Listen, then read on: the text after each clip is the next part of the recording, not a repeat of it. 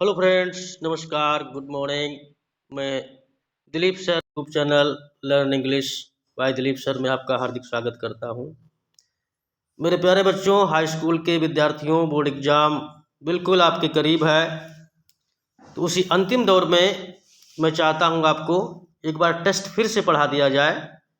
तो उसी क्रम में ये वीडियो मैंने तैयार किया है। तो शुरुआत करते हैं। आज हम जो फर्स्ट फ्लाइट बुक है आपकी, जो प्रोज के नाम से है, उसमें पहला लेसन है ए लेटर टू गॉड, जिसको लिखा है जी.एल. फ्यूंट्स ने। तो आइए हम लाइन बाय लाइन इसके टेक्स्ट को देखेंगे और टेस्ट देखने के बाद में इसके सारे शॉर्ट क्वेश्चन और लॉन्ग क्वेश्चन वो कराएंगे, ताकि आपका एक भी अंक कटने ना पाए। तो आइए चलते हैं। तो जैसा कि आपको पता है, इसकी स्टोरी एक किसान है जिसका नाम लंचो है। पहाड़ी पे रहता है, अपनी फसल उगाया है, वहीं पे वर्षा की आवश्यकता होती है। उम्मीद करता है वर्षा होने की, लेकिन वर्षा ऐसी होती है कि उसकी सारी फसल नष्ट हो जाती है ओलों के माध्यम से। अब इसके पास वहाँ कोई आशा नहीं रहती है कि फसल को किस तरीके से आगे क्या किया जाए, क्या खाया जाए। पूरा परिवार भूखों मर जाएगा।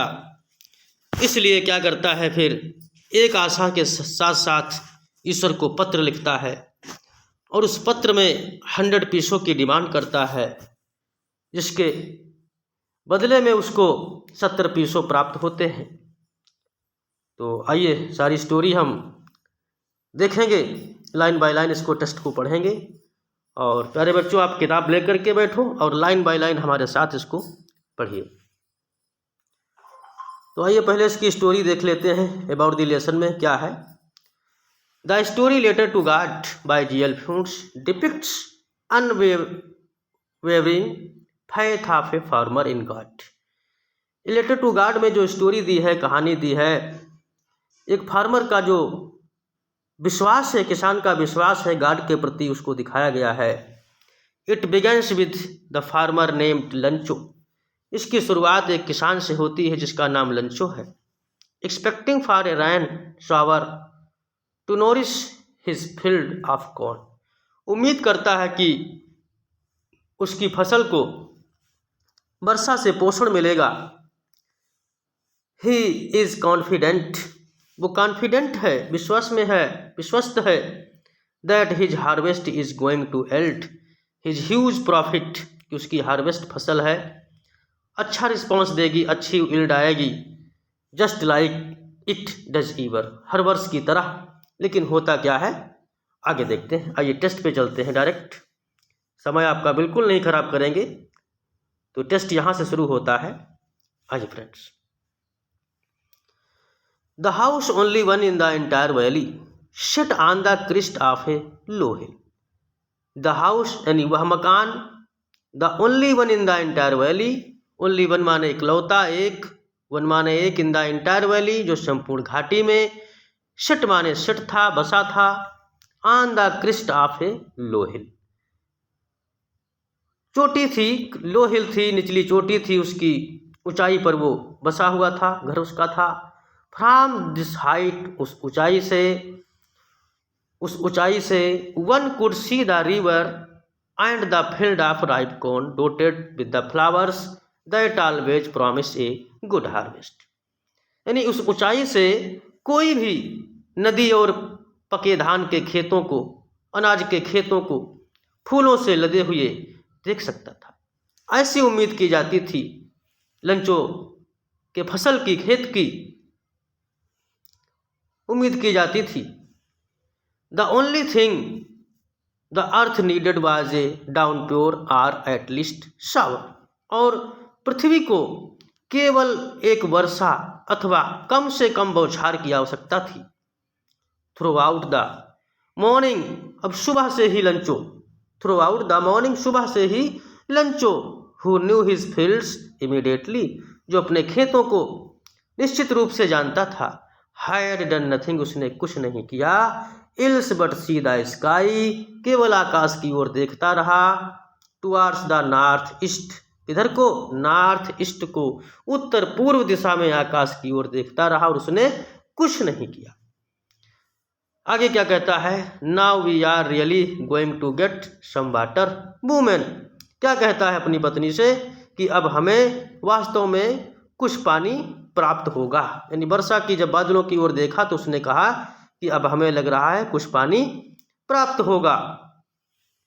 The woman who was preparing supper, महिला जो सपर तैयार कर रही थी, सपर रात का भोजन होता है, तैयार कर रही थी। रिप्लाइड, उसने जवाब दिया, यस, हाँ, गॉड विलिंग, ईश्वर की इच्छा भाई। The older boys were working in the field, और जो बड़े बच्चे थे वो खेत में काम कर रहे थे। व्हाइल द स्मॉलर, जबकि छोटे, ones were playing near the house, जो घर के पास खेल रहे थे। Until the woman called to them all, तब तक महिला वो सबको बुलाती है, क्या कहती है? कम फॉर डिनर, आओ भोजन के लिए। It was during the meal that, और ये भोजन का समय था। Just as Lencho had predicted, उसी समय लंचो के द्वारा भविष्यवाणी हुई। क्या भविष्यवाणी हुई? Big drops of rain began to fall, बड़ी बड़ी वर्षा की बूंदें गिरने लगी। In the north east huge mountains of cloud could be seen approaching, और उत्तर पूर्व से बड़े बड़े विशालकाय पर्वत की तरह बादल कुड बी सीन अप्रोचिंग, आते हुए दिखाई दिए। The air was fresh and sweet, हवा कैसी थी? ताजी थी और मीठी थी। The man went out for no other reason, आदमी और किसी कारण से वो बाहर नहीं गया था। Than to have the pleasure of feeling, केवल आनंद लेने के लिए गया था। द रेन माने वर्षा का, ऑन हिज बॉडी, अपने शरीर पर। एंड व्हेन ही रिटर्नेड, जब वह लौटा, ही एक्सक्लेम्ड, तब उसने एकाएक कहा, एकदम कहा, these are not rain drops falling from the sky, ये आकाश की बूंदें, वर्षा की बूंदें आकाश से नहीं गिर रही हैं। दे आर न्यू कॉइन्स, ये नए सिक्के हैं। The big drops are 10 cent pieces and the little ones are 5। ये नए सिक्के हैं, वर्षा की बूंदें, बड़ी बूंदें जो 10 सेंट की हैं, और छोटी बूंदें जो 5 के सिक्के हैं, 5 के सिक्के के बराबर हैं। आगे देखते हैं friends. With A satisfied expression, बड़े संतुष्टि भाव से, ही regarded the field of ripe corn, वह पके अनाज और इसके खेत को जानता था। विद इट्स फ्लावर, इसके फूलों को जानता था। ही ड्रैपेड इन ए कर्टन ऑफ रैन, क्या हुआ? ड्रैपेड इन ए कर्टन ऑफ रैन, जो वर्षा में बिल्कुल वर्षा के आवरण से ढक गए थे। कर्टन माने पर्दा होता, आवरण होता है, उससे ढक गए थे। बट माने लेकिन, सडनली माने अचानक, ये स्ट्रांग विंड, एक बहुत तेज हवा, बिगन टू ब्लो, चलने लगी। And along with the rain, और वर्षा के साथ, very large hail stone began to fall, बड़े बड़े ओले पत्थर गिरने लगे। These truly did resemble new silver coins, ये वास्तव में नए चांदी के सिक्के थे, बिल्कुल। रिसेंबल माने मिलते जुलते थे। द बॉयज एक्सपोजिंग देमसेल्व्स, अब क्या हुआ? लड़के एक्सपोज करने के लिए, इकट्ठा करने के लिए चले गए उनको वर्षा में। Ran out collect the frozen pulse, उन बर्फीले मोतियों को इकट्ठा करने के लिए वर्षा में दौड़ गए। It is really getting bad now, ये तो वास्तव में बहुत बुरा हो रहा है। एक्सक्लेम्ड द मैन, उस आदमी ने कहा। आई होप, मैं आशा करता हूँ, इट पासेस क्विकली, कि ये शीघ्र ही गुजर जाएंगे। It did not pass quickly, लेकिन हुआ क्या? ये शीघ्र नहीं गुजरे। फॉर एन आवर, 1 घंटे तक। The hail rained on the house, घर के ऊपर ओले गिरते रहे। द गार्डन, बगीचा। द हिल साइड, पहाड़ी। द कोर्न फील्ड, अनाज का वो मैदान, खेत। द हूल वैली, संपूर्ण घाटी। द फील्ड वाज वाइट, पूरा खेत सफ़ेद हो गया। एज इफ, मानो कि, कवर्ड विद साल्ट, कैसे? नमक ने ढक लिया हो, बिल्कुल इस तरीके से पूरा खेत उसका हो गया। Not a leaf remained on the tree, एक भी पत्ती पेड़ में मौजूद नहीं थी। The corn was totally destroyed, अनाज पूरी तरीके से नष्ट हो गया था। The flowers were gone from the plants, फूल पौधों से टूट गए थे। Lencho's soul was filled with sadness, Lencho की आत्मा दुख से भरी हुई थी। When the storm had pass, जब तूफान गुजरा, तब ही स्टूड इन द मिडल, वो बीच में खड़ा हुआ, ऑफ द फील्ड माने खेत के। एंड सेड, और कहा, हिज सन्स, अपने बेटों से। A plague of locusts would have left more than this, एक टिड्डियों का दल इसकी अपेक्षा बहुत कुछ छोड़ जाता है। The hail has left nothing, लेकिन ओलों ने कुछ नहीं छोड़ा। This year we will have no corn, और इस वर्ष हमारे पास अनाज नहीं है। That night was a sorrowful one, वह रात्रि सभी के लिए दुख से भरी हुई थी। All our work for nothing, हमारा सारा कार्य, सारी मेहनत चली गई। There is no one who can help us, अब कोई नहीं है जो हमारी मदद कर सके। We will all go hungry this year, और हमें इस वर्ष भूखा ही रहना पड़ेगा। देखिए प्यारे बच्चों, ये लंचो खड़ा है, कैसा बढ़िया इमेज बना हुआ है, और खड़ा है बेचारा खेत में, पूरी फसल नष्ट हो गई है इसकी। आइए आगे देखते हैं। बट लेकिन in the hearts of all, सबके हृदय में, who lived in the solitary house, जो उस शांत घर में रहते थे, इन द मिडिल माने बीच में, ऑफ द वैली माने घाटी के, there was a single hope, केवल एक ही आशा थी, हेल्प फ्रॉम गॉड, क्या आशा थी? ईश्वर से मदद की। क्या कहता है? डोंट बी सो अपसेट, इतना परेशान मत हो। Even though this seems like total loss, हालांकि लगता है सब कुछ नष्ट हो गया है। रिमेंबर, याद रखो, no one dies of hunger, लेकिन भूखों कोई नहीं मरता है। दैट इज व्हाट दे से, ऐसा कहते हैं लोग कि no one dies of hunger, भूखों कोई नहीं मरता है। ऑल थ्रू द नाइट, पूरी रात लंचो thought only of his one hope, अपनी एक आशा के बारे में सोचता रहा। द हेल्प ऑफ गॉड, कैसी आशा थी? ईश्वर से आशा थी, भगवान से आशा थी उसको। हुज आइज, जिसकी आंखें, as he had been instructed, सब निरीक्षण कर चुकी थीं। सी एवरीथिंग, सब देख चुकी थीं। Even what is deep in one conscious, लेकिन कितनी गहराई है एक अंतर आत्मा में उसकी। Lencho was an ox of a man, Lencho बिल्कुल एक बैल की तरह आदमी था। बैल की तरह आदमी मतलब बैल की तरह खेतों में काम करता था। Working like an animal in the fields, खेतों में बैल की तरह, जानवर की तरह काम करता था। But still he knew how to write, लेकिन फिर भी वो जानता था कि कैसे लिखा जाता है। द फॉलोइंग संडे, अगले रविवार को, एट डे ब्रेक, दिन के प्रारंभ में, ही बिगेन टू राइट, उसने लिखना प्रारंभ किया। ए लेटर, एक पत्र, which he himself would carry to town, जो टाउन से लेकर के खुद आया था। And place in the mail, mail से, it was nothing less than a letter to God, और ये ईश्वर को लिखे गए पत्र से कुछ कम नहीं था। आगे बढ़ते हैं मित्र, क्या लिखा उस पे? गॉड ही रोट, उसने लिखा, if you don't help me, अगर तुम मेरी मदद तुमने नहीं की, तो my family and I will go hungry this year, तो मैं और मेरा परिवार इस वर्ष भूखे मर जाएंगे।